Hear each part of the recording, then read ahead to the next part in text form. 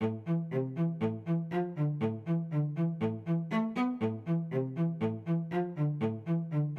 I first heard about Bitcoin, it seemed just like this very stupid magic internet money. I didn't really think it was very impressive at all. And I kept reading, and within a couple hours, I became absolutely hooked. Was skeptical at first, didn't think it could possibly work, but have the skills to actually go in and look at it and convince myself that technically it was correct, that it could actually work. It was just an experiment to begin with, but I could see the potential with it. It's a fundamental innovation. That's how I think of it. Bitcoin is the most important invention, at least since the internet. Ask yourself, which is more important in your life, money or email? And I think most people will say money, so this is bigger than email. It's just incredibly novel and interesting solution to problems.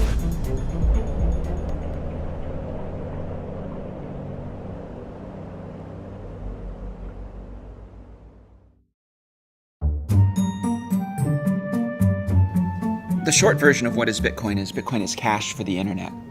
So it's a new kind of money, and it's also a payment network that runs over the internet. There's a piece of digital information that you can hold that has value. And as long as nobody else knows that information, that value belongs to you.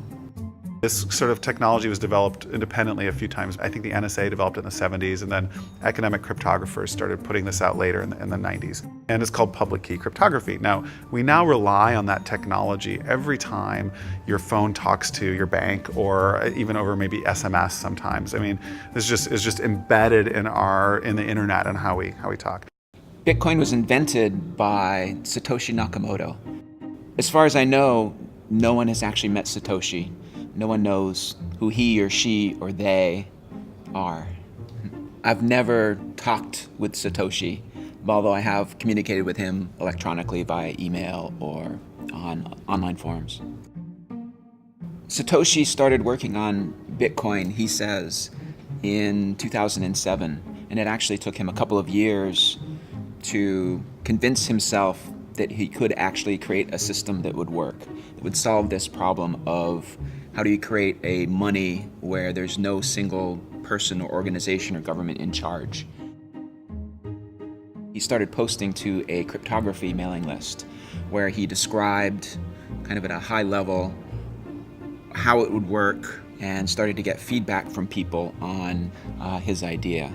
I believe it was the beginning of 2009, he released an academic paper that described the system in detail. And he also started up Bitcoin. He actually released the code for the system and started it running. Coming from a crypto background, I mean, one of the first things I did was I read the paper. When you read the paper and you have that background, you think, this is very good. You think, there are kind of 50 things that might be wrong with a proposal like this. And I thought, this answers all those questions. I mean, I thought this is some very high quality work. So the key problem that Satoshi solved that made the whole system work was the solution to what's called the double spending problem. So if I have this digital asset that I want to give to somebody else, how do you prevent me from giving it to two different people at the same time? Because obviously if it's digital, it's easy to copy. And Satoshi came up with a brilliant system for if you try to do that, if you try to double spend and give the same Bitcoins to two different people at the same time, everybody notices, and then one or the other of those transactions is considered valid, and the other one's just ignored. So solving the double spend problem was the key technical breakthrough that made Bitcoin possible even. Bitcoin answers another question in a magical way, which is, could a bunch of people who don't trust each other all agree on when something happened so precisely that you could use it to transfer value, right? And that sounds like, who've never met each other and will never meet just by passing messages. And, the immediate answer to that is like, no way. You need someone who's trusted in the middle to tell people what happened. You need all these other things. So I do think it's incredible genius. He's obviously had some academic training because he wrote this academic white paper that, is in the style of a peer-reviewed academic journal article. And he's obviously a genius. I mean, not only was he able to come up with the idea, but he was able to actually implement it, actually write code that made it work. And he was a genius on a lot of different levels. which I think is really rare and fascinating, and I'd love to meet him someday. Satoshi sort of, I think, exists now in the Bitcoin subconscious almost. Things are named after him. It'll be a little bit like finding out who Santa Claus really is if Satoshi's ever revealed. Like, I think it'll be a blow to the collective psyche of Bitcoin.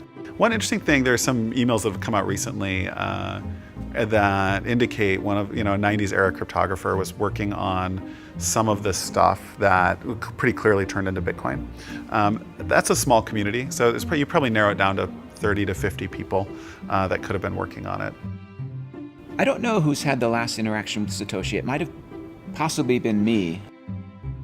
My very last email to Satoshi, I actually had told him that I had been invited to give a talk at the CIA. So he had already told me that he was going to step back. I don't know if me telling him that I was just going to visit the CIA was the reason I've never heard from him again, but I certainly think it didn't help.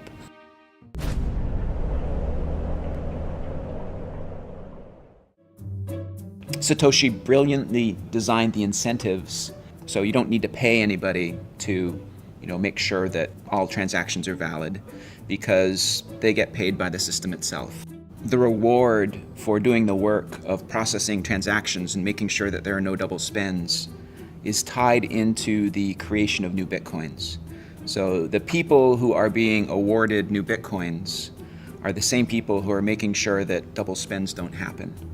So that's the way new Bitcoins come into existence, is you have these people who are validating the Bitcoin transactions, who are called Bitcoin miners, for the work of validating transactions and making sure that nobody cheats. They're awarded new Bitcoins.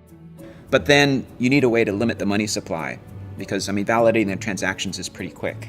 So there's actually a process called proof of work, where the miners have to run this algorithm that takes a lot of CPU time. You can think of it like pulling lottery tickets.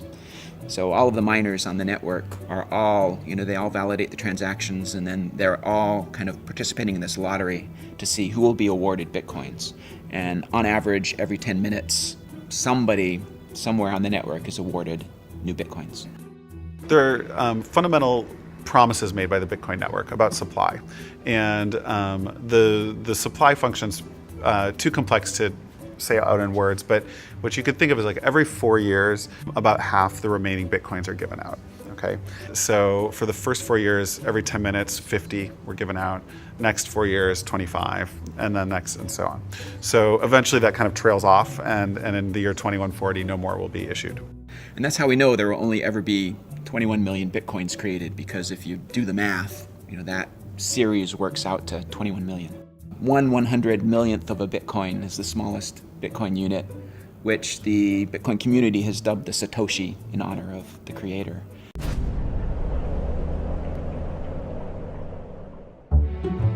I got into it sort of the same way that a lot of the smart tech guys I know do, where they hear about it and it reminds them of something from like a science fiction novel that they read as a kid.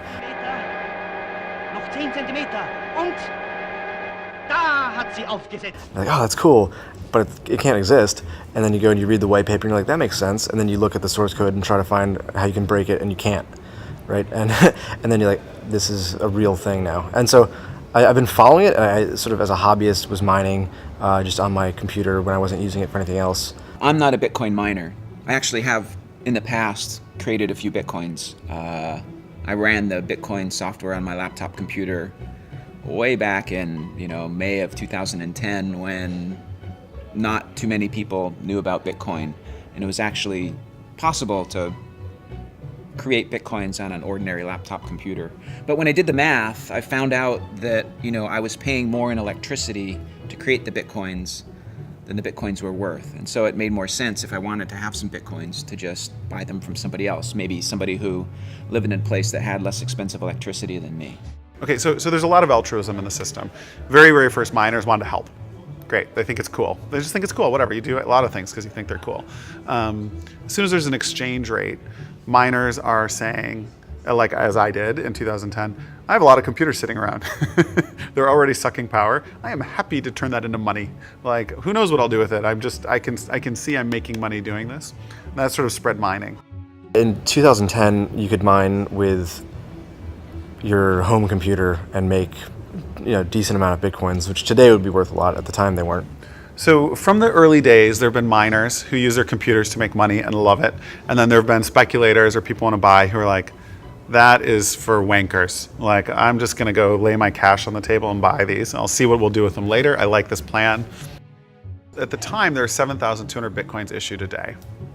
And that was probably $350 worth. When the first exchange launched, was 5 cents or so was the first rates. So, you've got $50,000 to play with as an investor. Like, you're going to go mine for 2 years. You're not going to go mine for 2 years. The money guys they always want to trade, and the nerds always want to mine. It's very rare in the space that people want to do both. They're often on one side or the other. Bitcoin puzzles a lot of economists who would not have predicted that you'd be able to start from something that has no intrinsic value. I mean, there's zero value in the bits of data on your disk, and yet has managed to bootstrap itself into arguably the world's most valuable currency. And how that happened, I think, is a really interesting study in economics. It might need to make some economists rethink their ideas about money. It took some early adopters with enough faith to actually spend real money to purchase some Bitcoins to start to give it a value.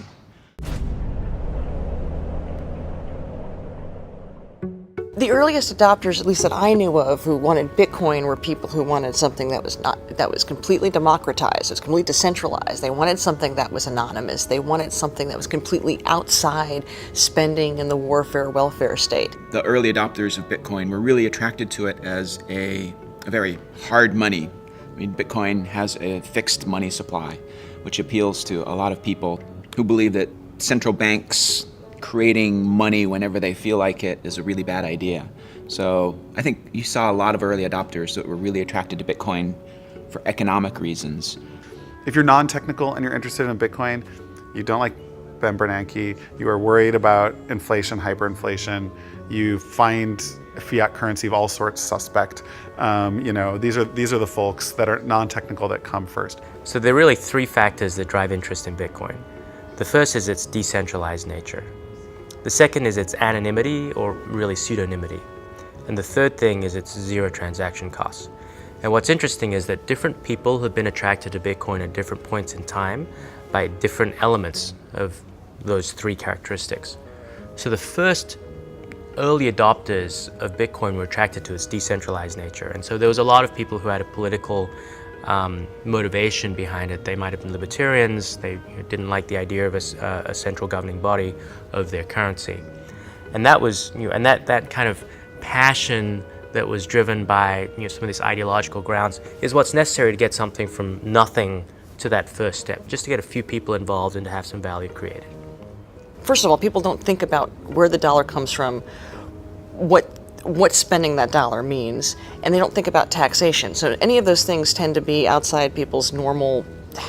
Why would you think about that when you're buying the bag of potato chips? There's no reason to. But if you're philosophically aware of these things, how we create empire and how the U.S. is able to occupy so many, how can afford financially to occupy so many countries, then you start thinking, how am I participating in this system? And that's by spending the Federal Reserve note. So for a lot of people, for them, it's about living their values. They want to use a peace dollar, and for them, the Bitcoin is working. Then you had a second set of people who were interested in the anonymity, and in large part because they might have been doing something online that they didn't want to be associated with. They might, some sort of illegal activity. They might have been selling guns. They might have been selling drugs. They might just have been online gambling. It's absolutely absurd for any government to tell someone what they can do with their own money if they're not harming anyone. The fact that the United States claims to be a free country that respects the rights of individuals, and yet a full-grown adult cannot wager his own money on his own game that he chooses is a terrible hypocrisy. Not to mention the fact that the state runs various lotteries, which have far worse odds than most casinos, and market themselves, in fact, to the very poorest and least able to understand the problems of gambling.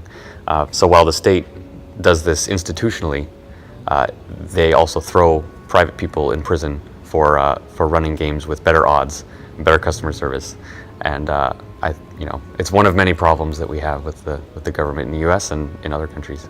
You know, Bitcoin has been widely used by a website called Silk Road, which allows pretty much everything to be bought and sold. Some of the products on there are made illegal by various governments, yet it trades on there. You know, I don't do drugs, I don't even drink caffeine or alcohol, so it's just nothing that personally I'm interested in. But what I am interested in is looking at the ability of the market to solve these problems, because these particular market actors, they were excluded from traditional banking systems, and Silk Road and Bitcoin have provided a solution to that. But we see other market actors which have also been excluded for different reasons. For example, WikiLeaks, they're engaged in political speech, and the banks and MasterCard, they've terminated service. We have the IRS targeting political opponents for political speech. And people wonder why they might want to have anonymity. It's very difficult to exercise your speech if you don't have the ability to transact. And so what we're seeing with Bitcoin is money has literally become speech. There are lots of people interested in Bitcoin for different reasons, and they have lots of different opinions on different things, and they argue with each other all the time. And yes, some people believe that things like Silk Road are terrible for Bitcoin. Other people think that that's the killer app, and that's why it has all of its value in the first place. You know, Bitcoin needs to be understood as a tool, and a useful tool is used by everyone who finds it useful. So just as bad people use the cell phone in the car, bad people are going to use Bitcoin, and people shouldn't fear that or worry about that.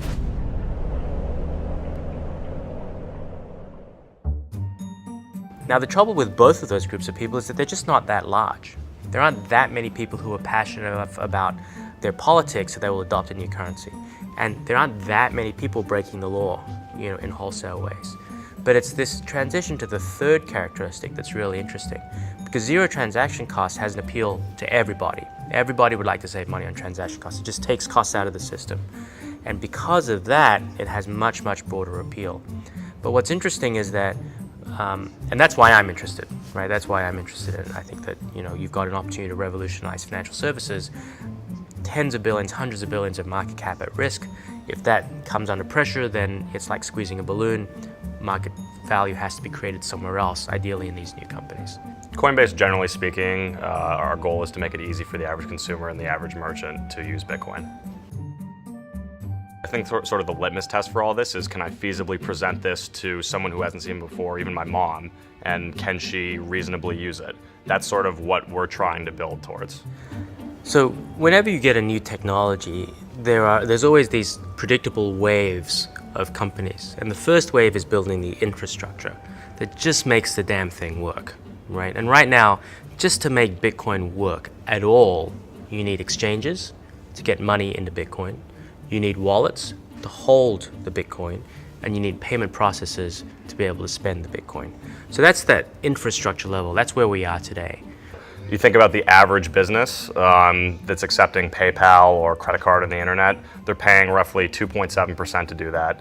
And just even chopping that down to what a company like Coinbase offers at the moment, 1% costs is a significant cost saving. Let's say you're a 5% margin business. All of a sudden, if you're saving 2% on credit card processing costs, that's 40% to your bottom line, which is very non-negligible. Add in other things like a case like microtransactions, where maybe there's a prohibitive 20-cent base fee on a credit card. All of a sudden, you can now have a business model where it's pay 5 cents to read the rest of this article. So the biggest opportunity that I see right now is microtransactions. So if I want to pay somebody 5 cents online today, it's not possible. Because in a card not present transaction, if I'm trying to use my credit card, which I'm inevitably doing online, there's no other way, I can't pay cash, can't jam it into the computer, there's a minimum of a 30% charge plus 2% of the transaction. So if I'm trying to charge you 5 cents and it's going to cost me 30 cents to do it, I can't do it. So if you remember the earthquake in Haiti a little while ago, Red Cross had this great campaign, you could text to send $1. That was a one-off thing. You haven't seen that again. And the reason was because in that one instance, everybody waived their fees. But in general, you have the same problem. If you want to send somebody $1, donate $1 to a charity, 30-something cents of that is going to go just to the payment processing, which means only 70% of your donation actually goes to the charity that you intended to give it to. That's not a very good way to do things. With Bitcoin, because the transaction costs go to zero, because there are no minimums. You can have people giving $1, $2, 25 cents, and all of that money will go to the charity. So there are lots of these use cases that can become these vertical applications that sit on top of the infrastructure, and that's how new technologies emerge in financial services.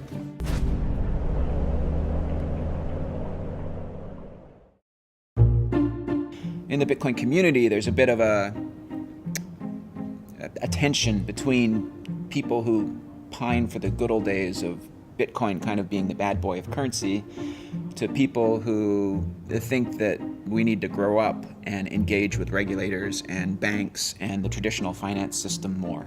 Bitcoin definitely needs to shy away and move away from a lot of the original use cases that I think the media likes to tout, i.e. drugs or whatever else it may be.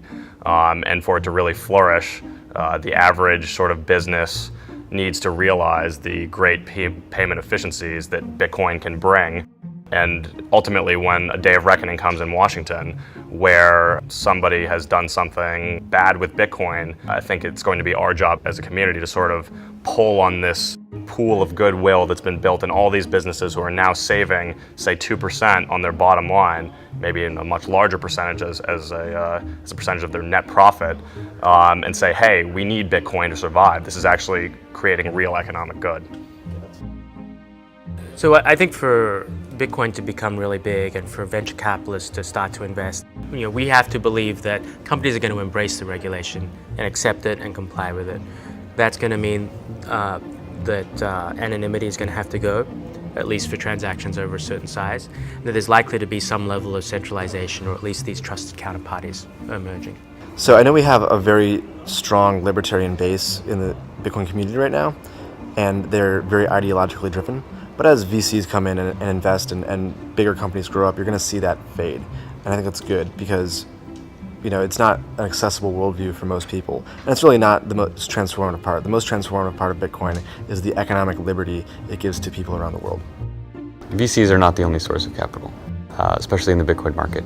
You have lots of people with lots of money who have very well aligned objectives with Bitcoin, and they can fund whatever they wish. I would say that in order for Bitcoin to go mainstream, regulation is necessary, because in order for the average consumer to feasibly feel like they can use it, they want to feel safe in some way. And part of that is understanding Bitcoin. Part of it is around federal entities. Not necessarily that Bitcoin needs a federal entity to become legitimate, but it certainly provides that sort of additional stamp of approval that would get people more comfortable with it. In America, you gotta live by American regulation, or whatever jurisdiction you happen to live in. And so what we're seeing is a set of entrepreneurs who are just saying, well, look, if those are the ground rules, then we will comply with them, because the opportunity that we create by compliance is sufficiently big that the costs of compliance are worth it. And we're not actually giving up that much. Because you know what? If you guys over at FinCEN want to stop money laundering, you know what? I'm not going to make money out of money laundering. That's not my objective. I want to make money out of a whole set of legitimate use cases which are far, far bigger. And so in each case, if you can understand the objective of the regulator and you can then comply, there may be some additional costs involved, there may be some additional time involved, but it allows you to go after a much, much bigger market. Anything that has to do with money, the United States government is going to try to regulate it. You can't ask a lion not to tear up its prey. That's what the United States government does to the consumer, to the citizen, to the human being, is, literally steal and tear from it. So it's inevitable that, they're going to try to regulate Bitcoin. I think it is false to believe that the winners in the Bitcoin economy are going to be based in America. And the reason is that America has one of the most oppressive financial regulatory schemes of much of the world. And so trying to run a financial company when other people can move their businesses to more hospitable jurisdictions, and because Bitcoin works all over the world, so a company can set up anywhere and service its customers in any other part of the world, a company would be hamstringing itself to set up in the US. Now, indeed, a lot of them do and are, because it's easier to raise venture capital in the beginning stages. But those companies are going to run into heavy problems when the government starts to realize that Bitcoin is actually an existential threat to its own money, and it's not going to put up with people in its own borders, perpetuating that. I tend to be on the side of the people who think that we need to engage, with banks and regulators and traditional systems. Maybe I'm a little more conservative. I think there's a lot we can learn from kind of the traditional money system. I think there's a lot they can learn from us also. But there's hundreds of years of experience of banks keeping people's money safe, and I think that's really important for Bitcoin. Consumers will be able to go to a business and say like, yep, okay, it's like accredited by a Bitcoin Foundation, like it matches certain like standards for our industry, and yes, their licenses are in order, and therefore I don't worry about Homeland Security seizing all the funds in these accounts. Like, I'm happy. So consumers will like that. Most consumers, not old-time crypto anarchists, they will hate that and they'll do their own thing, and that's totally fine. But the vast bulk of people who use these businesses will benefit from that. The community that has brought Bitcoin from nothing to where it is today has a different set of ideals than the people who are starting to come into Bitcoin now and saying, well, to take it to the mainstream, this is what's going to be needed. And so you're seeing some clash of ideas and some clash of ideals. People with money tend to want to protect their money, and the biggest danger to many people's money is that the government will seize it. Why would the government seize it? If it believes that you've done something against its wishes. So it's no surprise that venture capital companies and wealthy people tend to, at least on the surface, be very pro-regulation, because they do not want to engender harm by becoming a target of the government. I'm pro-regulation. I think it's an opportunity. So I have investors who invest only in pre-regulated financial companies, and they've built them themselves. And part of the playbook is get regulated in a good way, in a way that's good for everyone, that's good for the space. So yeah, should wallet providers be able to act functionally as banks without any oversight or regulation? No, they should not. Now, fundamental to Bitcoin is like, if you want to choose to do that, fine. No one will be able to stop you at a small scale. And if individuals want to choose to put their money with whomever they want, that's great. I don't mind that. But when you have, but we can't have like large scale poor business practices that could impact the whole community. I'm not into that. And I think regulation is part of that story. People they're saying this is a real future. So that instinct that they have to want to do something that ridiculous is regulate the currency suggests that people know that this is here to stay and that there's big money. But as in people, and there's been a lot of debate about this among anarchists, and I see this debating this back and forth yesterday on Twitter, is that one of the points of Bitcoin is that it's not regulated, it's not centralized, and it can be completely anonymous. People don't have to know what you're doing in your most intimate areas of your life if you can use Bitcoin.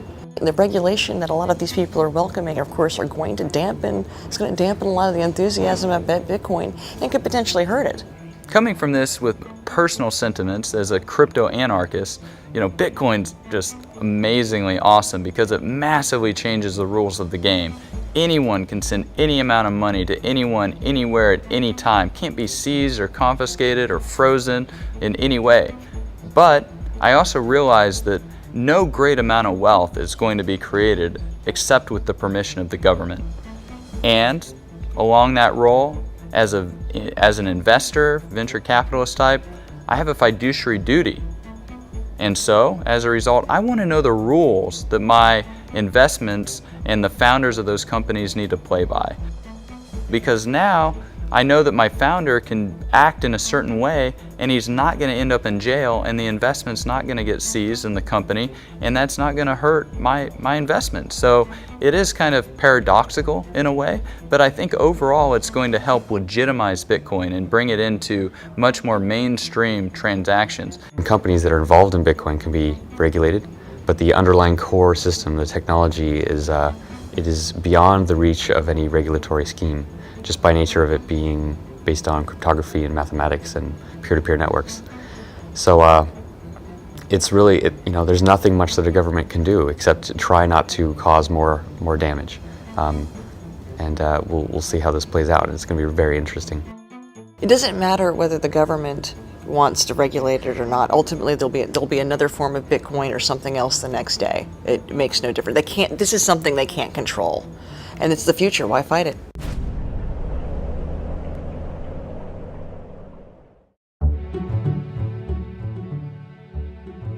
There are a lot of different ways Bitcoin could succeed.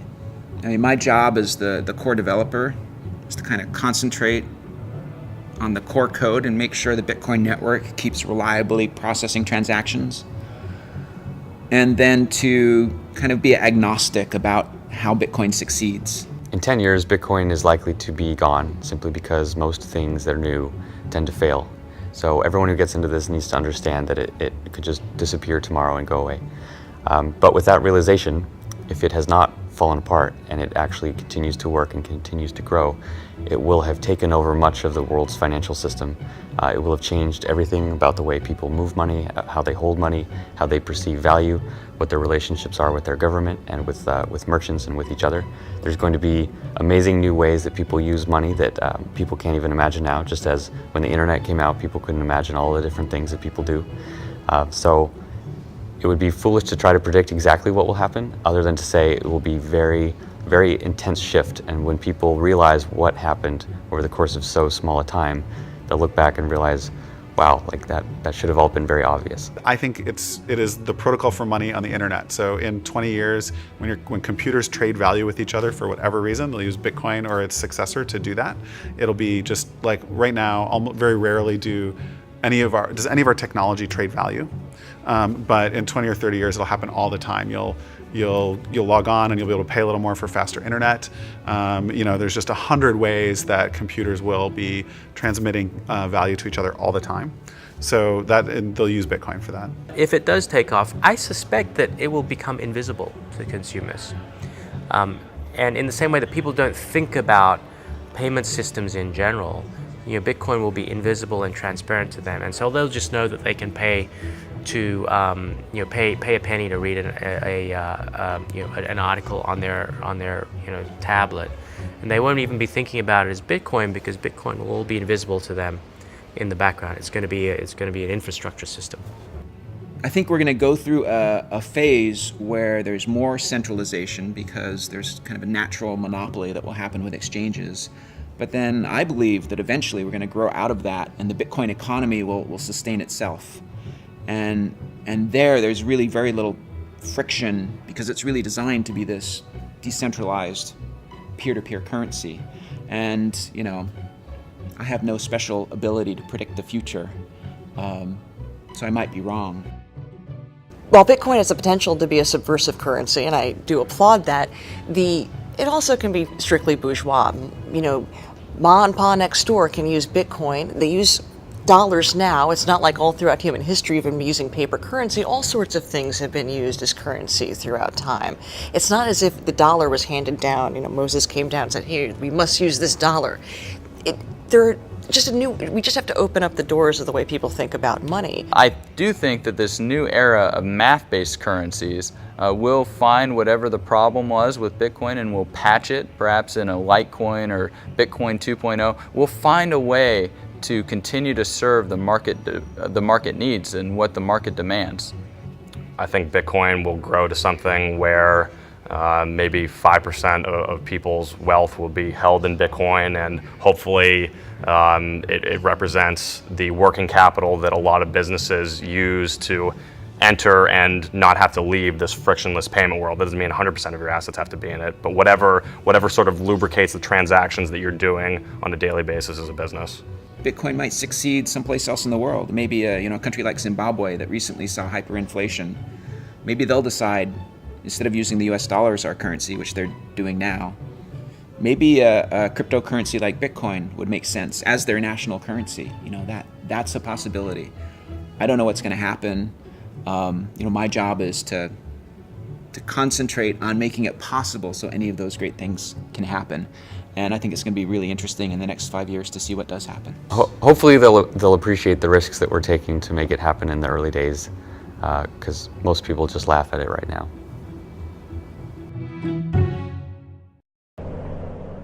Camera, right? Okay. Gavin, you won't look at the camera. Okay. There you go.